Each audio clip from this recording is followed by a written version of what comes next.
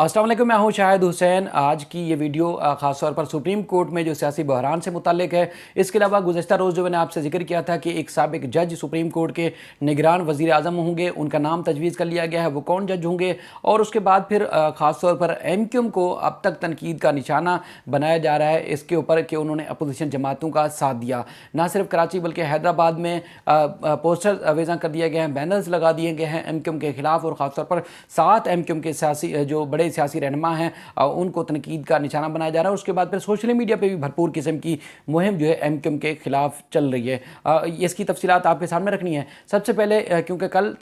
जो एक समाअत की थी इतवार के रोज़, छुट्टी के रोज़, अमूमी तौर पर छुट्टी के रोज़ केसेस की समाअत नहीं होती। पहले जो है वो कहा गया कि सुप्रीम कोर्ट ने आज खुद नोटिस ले लिया है। उसके बाद फिर तर्जमान ने एक मैसेज किया जो हमें भी मैसेज मौसूल होता है सुप्रीम कोर्ट के तर्जमान की जानिब से, जिसमें उन्होंने कहा कि फ़िल वक्त सुप्रीम कोर्ट ने आज खुद नोटिस नहीं लिया, लेकिन कुछ देर के बाद फिर बाकायदा तौर पर प्रेस रिलीज जारी की गई जिसमें कहा गया कि सुप्रीम कोर्ट ने जो सियासी बहरान खासतौर पर तहरीके अदम एतमाद के बाद पैदा होने वाली जो सूरत हाल थी उस पर उन्होंने आज खुद नोटिस लिया। 5 बजे के बाद बाकायदा तौर पर समाअत हुई और उसके बाद फिर नोटिस जारी किए गए। उसके बाद फिर तहरीरी हुक्मनामा जब रात में जारी हुआ उसके बाद फिर 5 खासतौर पर जजेस को शामिल किया गया। जब जजेस की बेंच की तश्कील हुई तो उसके बाद भी हमने बताया कि इस वक्त तो बहुत सारे लोग ऐसे हैं जो खामोश हैं, लेकिन जब उनकी मर्ज़ी का फ़ैसला नहीं आएगा या जजेस का माइंड जब देखेंगे कि रिमार्क की सूरत में, तो उसके बाद फिर तनकीद का जो है तनकीद आना पहले शुरू हो जाएगी। हालाँकि अब तक फ़ैसला नहीं आया है, अब तक ये क्लियर नहीं हो सका है कि जजेस का जो है वो माइंड किस तरफ है। लेकिन उसके बावजूद हमने देखा कि आज बाकायदा तौर पर ना सिर्फ नून लीग, पीपल्स पार्टी बल्कि सहाफ़ियों की जानिब से भी ख़ास तौर पर सुप्रीम कोर्ट के जजेस की इस बेंच की तश्कील के ऊपर ख़ास तौर पर जो है वो सवालात उठाना शुरू कर दिए हैं। उसमें चूँकि chief justice Pakistan justice Umar Ata Bandial हैं इस बेंच में शामिल, जस्टिस इजाज़ुल अहसन साहब हैं, जस्टिस मज़हर आलम खान मंदोखेल साहब हैं और उसके अलावा मियाँ खेल साहब हैं और मुनीब अख्तर साहब हैं और जस्टिस जमाल खान मंदोखेल साहब इस बेंच में 5 रुकनी बेंच में शामिल हैं। पीपल्स पार्टी ने इस्तदा की थी कि इस बेंच को जो कि आज को नोटिस केस की समाअत कर रहा है और मुख्तलिफ जो दरखास्तों को भी यकजा कर दिया गया है। सिंध बार काउंसिल ने भी बाकायदा तौर पर इस सारे मामले में फरीक बनने की दरख्वास्त दायर की है। तो उसमें जो है वो पीपल्स पार्टी ने दरख्वास्त दायर की थी कि उनका ये जो केस है फुल बेंच जो है वो इस केस की समाअत करे, लेकिन अदालत ने उनकी ये दरख्वास्त मुस्तरद की है। अदालत ने जवाब पेश किया है कि ये जो चूँकि दीगर जजेस दीगर केसेस को भी सुनते हैं, तो अगर सारे जजेस इस तरफ लग जाएंगे, इस केस की समाअत की कार्रवाई में लग जाएंगे, तो फिर दीगर केसेस मुतासिर होंगे। समाअत जब जैसे ही शुरू हुई तो उसके बाद फिर चीफ जस्टिस ने अपने रिमार्क्स में कहा कि हम मुनासिब फ़ैसला जारी करेंगे। अब ये मुनासिब फ़ैसला जारी करेंगे, इस पर एक बहुत बड़ी एक तवील बहस है। पूरा दिन इस जुमले को लेकर जो है वो तनकीद का निशाना बनाया जाता रहा, लेकिन बुनियादी तौर पर कई ऐसे जजेस हैं जो अदालती रिपोर्टिंग करते हैं, उनको वाज़ेह इस बात का मालूम है कि कई जजेस ऐसे हैं जो इब्तदाई समाअत के ऊपर हुक्म इम्तनाअ जारी नहीं करते, स्टे जारी नहीं करते। यानी कि हुकूमत जो तहलील हुई उसके बाद फिर हुकूमत तहलील करने के बाद जो कैबिनेट डिवीज़न ने नोटिफिकेशन जारी किया तमाम वज़रा, मोमिनीन और इसके अलावा जो स्पेशल असिस्टेंट समेत वज़ीर आज़म को ओहदे से हटा दिया और ओहदे तहलील कर दिए। तो उसके बाद फिर इस सारी कार्रवाई को मुअत्तल करवाना चाहती थी, हुक्म इम्तनाअ जारी करना चाहती थी हुकूमत ने। जो सदर पाकिस्तान ने असम्बली तहलील की उसके ऊपर अदालत ने उसको फिल वक्त, क्योंकि केस को अभी समझना है, सबकी दलाइल होने हैं, तो उसके बाद फिर अदालत ने फौरी तौर पर उस पर हुक्मनामा जारी नहीं किया है। क्योंकि कई ऐसे जजेस हैं जो पूरा केस समझते हैं, सुनते हैं, उसके बाद फिर चूँकि केस बहुत ज़्यादा लंबा हो चुका होता है तो इसलिए उसको जो है वो खुद कोशिश करते हैं कि हुक्म इम्तनाअ जारी ना करें। अगर अदालत कोई नुक्ता या कोई ऐसा पॉइंट समझ लेती है कि इसमें बहुत ज़्यादा नुकसान का ख़तरा है, कोई खदशा पैदा होने का ख़तरा है या किसी का जानी और माली नुकसान हो सकता है, तो उस पर अदालत ज़रूर हुक्म इम्तनाअ जारी करती है। अमूमी तौर पर इस किस्म के या वैसे बहुत सारे ऐसे केसेस होते हैं जिसमें अदालत हुक्म इम्तनाअ जारी नहीं करती जब तक अदालत का माइंड क्लियर ना हो। इस केस में भी कुछ इस तरह ही है, क्योंकि एक तो जो प्रोसीडिंग थी, जो एक वज़ीर आज़म के स्टेटमेंट्स और उसके अलावा जो सिक्योरिटी कमेटी का इजलास हुआ, इसके अलावा जो इसमें काबीना का इजलास होता रहा, उसमें वज़ीर आज़म जो मुसलसल जो बात करते रहे, उसमें अदालत का दिमाग पहले वाज़े हो चुका था कि जो कुछ हो रहा है मुल्क में आइनी तौर पर दुरुस्त नहीं हो रहा। तो उसके ऊपर फिर अब फौरी तौर पर जिस तरह बात आई तो उसमें अदालत ने हुक्म इम्तनाअ जारी नहीं किया है। अब चूँकि एक वीडियो भी ख़ास तौर पर जिस तरह वायरल हो रही है, ख़ास तौर पर फ़रोग़ नसीम साहब का मुबैना तौर पर बताया जा रहा है कि उनकी आवाज़ है, क्योंकि वो उनका जो मुझे खुद ज़ाती तौर पर भी लग रहा है, क्लियर नहीं है, लेकिन ज़ाती तौर पर मुझे लग रहा है कि फ़रोग़ नसीम साहब की ही आवाज़ है, जिसमें वो बता रहे हैं किसी को कि हुकूमत का जो केस है वो दूसरों की निस्बत, अपोजिशन जमातों की निस्बत काफ़ी मजबूत है। उसमें तो वो कहते हैं कि एक तो ये है कि तकरीबन जो सफ़ीर है, अमरीकी सफ़ीर, उसकी जो 30-40 मीटिंग्स हैं मुख्तलिफ लोगों के साथ, वो रिकॉर्ड पर मौजूद हैं। और जो ख़त था, ख़त के हवाले से भी सिक्योरिटी कमेटी के साथ साथ जो कैबिनेट है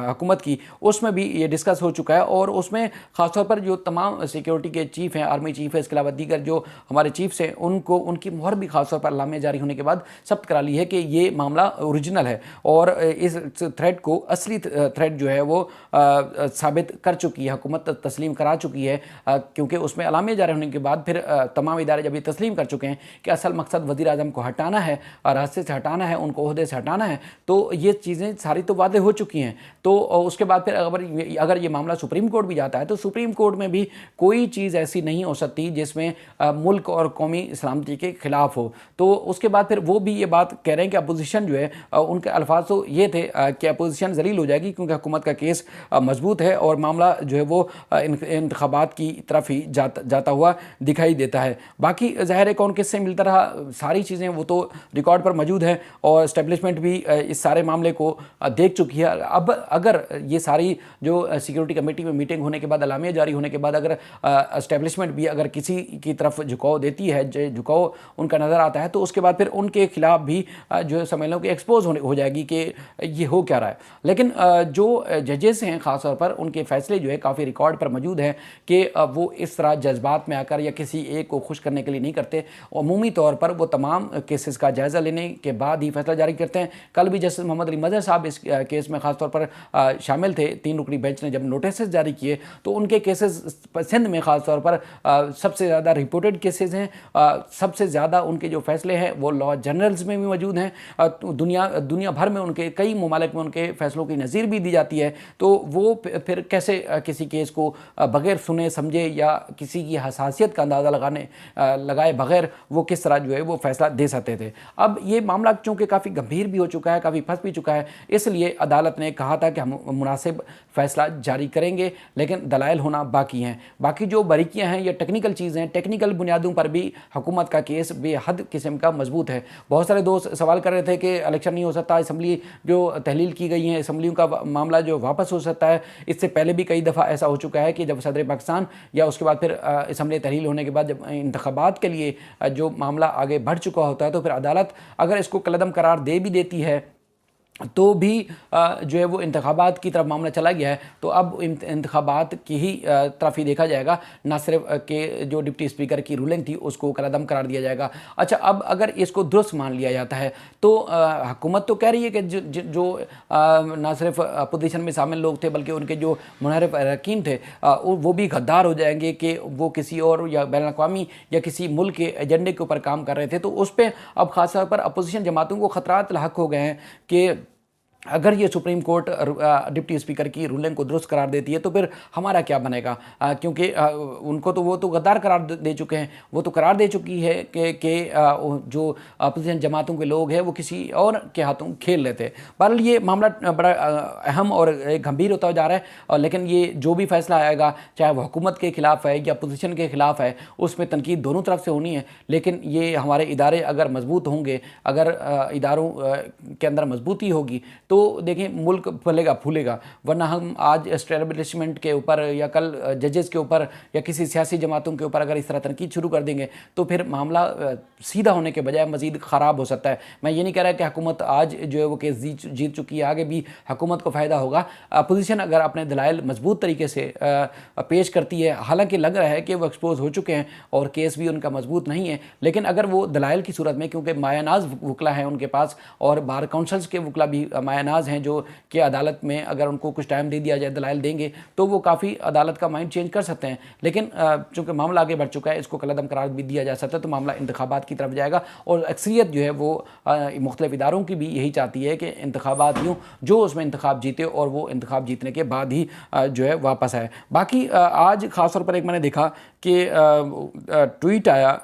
काफ़ी दिन के बाद ख्वाजा इजहार साहब का, जो कि एमक्यूएम के सीनियर रहनुमा हैं और इस सारे मामले की तईद कर रहे थे। उन्होंने अपने ट्वीट में लिखा कि हर दफ़ा जमहूरियत और इक़्तिदार के नाम पर एमक्यूएम को बिल्ली का बकरा जो है बनाने वाले ख़ुद कुर्बान हो गए। सबकी ख्वाहिश थी कि एमक्यूएम सबसे पहले फ़ैसला करे, आखिर वक्त तक साथ दिया और फिर डंके की चोट पर सबसे आखिर में फ़ैसला किया और अल्हम्दुलिल्लाह अपने लोगों के मफाद में किया। उसमें बेशुमार जो लोग हैं जो उस पर भी कमेंट्स कर रहे हैं, जिसमें उनको तनकीद का निशाना बना रहे हैं। जिसमें एक जो एक खातून है उन्होंने कमेंट किया कि ख्वाजा साहब क्या कितना जलील होना है, एमक्यूएम अब ज़िल्लत का दूसरा नाम बना दिया गया है आप लोगों ने। मतलब वो ये कह रहे हैं कि एमक्यूएम को दूसरा नाम बना दिया, आप लोगों ने जलील कर दिया। हालांकि जैसे पहले भी हमने देखा कि अल्ताफ़ हुसैन साहब जब थे,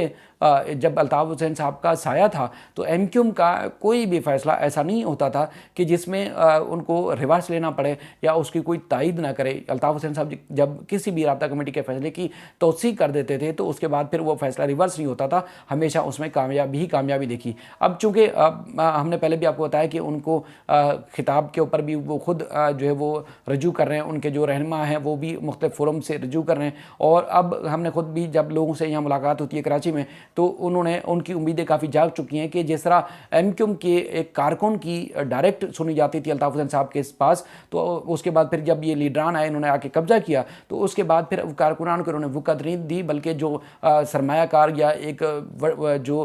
जो आगे समझे जाते थे या बड़े लेवल के जिनकी सतह पर समझा जाता था, उनकी बात सुनी जाती थी। लेकिन अल्ताफ़ साहब के होते हुए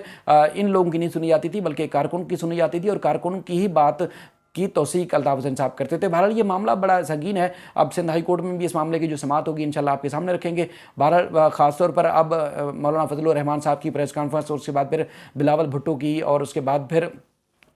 जो प्रेस कॉन्फ्रेंस आई शहबाज शरीफ साहब की भी, अब उनकी तरफ से भी लबोलबाब ये आ रहा है कि इस्टेब्लिशमेंट अपनी पोजीशन वाजे करे। अब इस्टेब्लिशमेंट एक दफ़ा कह चुकी है कि हमारा कोई वास्ता नहीं है, किसी किस्म का लेना देना नहीं है, तो फिर इस्टेब्लिशमेंट को क्यों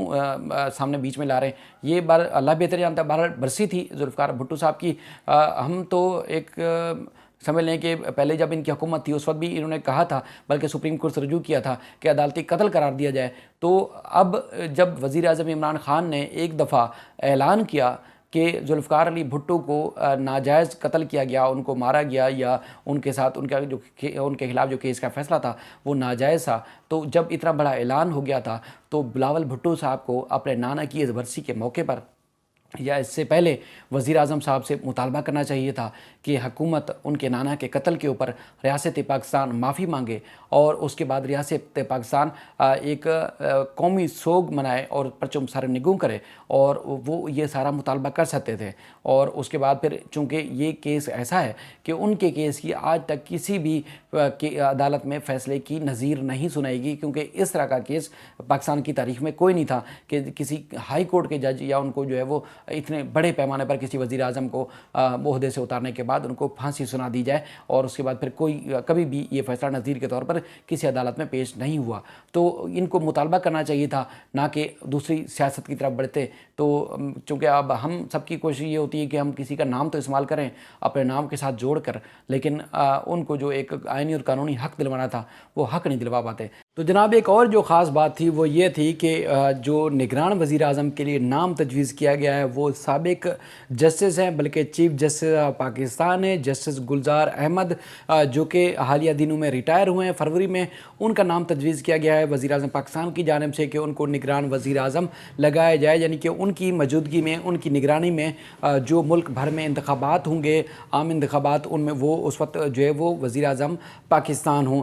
उनके पास जो है वो उनका उनका ताल्लुक कराची से, और ख़ासतौर पर कोई और उनसे उनकी कारकर्दगी से खुश हो नहीं हो, लेकिन कराची वाले बेशुमार उनसे खुश हैं, क्योंकि उन्होंने न सिर्फ गैर कानूनी तजावज़ात के ख़ात्मे का हुक्म दिया बल्कि बेशुमार ऐसे फ़ैसले दिए जिनका जो है वो देर पा उस पर अमल दरामद जैसे होगा तो उसमें कराची वालों का फ़ायदा होगा। उनका ताल्लुक एक उनकी अच्छी शोहरत जो समझी जाती है, उनका अच्छा एक ख़ासतौर पर जो हाई कोर्ट में थे, उसके बाद फिर सुप्रीम कोर्ट गए, तो उनका एक अदालती जो एक तारीख है उसमें एक सुनहरे हरूफ में उनका नाम लिखा जाएगा। अच्छा, बेशुमार ऐसे पिछले 3-4 जजेस ऐसे गुजरे हैं जिसमें ये तासुर दिया जाता है कुछ माफियाज़ की जानिब से कि वो अगर सही मुल्क और कानून की बेहतरी के लिए या अगर सही फैसले करते हैं तो उसमें फिर उनके ऊपर इल्ज़ाम लगाया जाता है कि वो इस्टेब्लिशमेंट के कहने पे जो है वो ये फ़ैसला दिया है। ख़ास तौर पर जैसे गुलजार अहमद के ऊपर नाम आता है कि उन्होंने न सिर्फ तजावज़ात के ख़ात्मे के लिए हुक्म दिया बल्कि नसरा टावर भी तोड़वाया। हालांकि ये कौम हमारी ऐसी है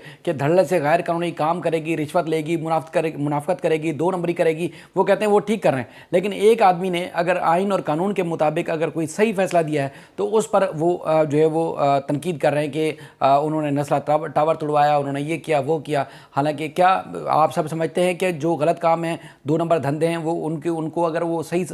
तस्लीम कर लेते तो क्या वो ठीक था? अब जैसे ही उनका नाम सामने आया निगरान वज़ीर आज़म के तौर पर, तो उनके ऊपर भी जो है ख़ास तौर पर तनकीद शुरू कर दी गई है। बहरहाल ये हमारी कौम का एक अलमिया है कि अगर जो सही काम करता है उसके ऊपर जो है वो इस तरह के इल्ज़ामात लगाए जाते हैं। उन्होंने अगर तजावज़ात के ख़ात्मे का हुक्म दिया था, हुकूमत को उनकी आबादगारी का भी हुक्म दिया। अगर सर्विस रोड के ऊपर नस्ला टावर बनाया हुआ था तो वो गलत था, उसको अदालत ने मसमार करने का हुक्म दिया। लेकिन बिल्डर ने उनके साथ नाइंसाफ़ी की थी वहाँ के मकीनों के साथ, तो उनको रीसेटल करने के लिए या उनको मुआवजा देने के लिए या उनकी अपनी रकम वापस करने के लिए भी अदालत ने हुक्म दिए। अगर कोई अमल दरामद नहीं करता तो इसका मतलब ये नहीं कि चीफ जस्टिस ने गलत काम किया। बहरहाल मुझे लगता नहीं है कि अपोजिशन जमातें जो है इस नाम पे इतफाक़ करें, उनको वज़ीर आज़म तस्लीम कर लें, लेकिन नामज़द कर दिया गया है, ख़ासतौर पर तजवीज़ किया है वज़ीर आज़म पाकिस्तान इमरान खान साहब ने। अब अगले जो वक्त होंगे, आइंदा आने वाले जो वक्त होंगे, उसमें हम मज़ीद जो भी तफसीलात होंगी आपके सामने रखते रहेंगे। अपना ख्याल रखिएगा। अल्लाह हाफ़िज़।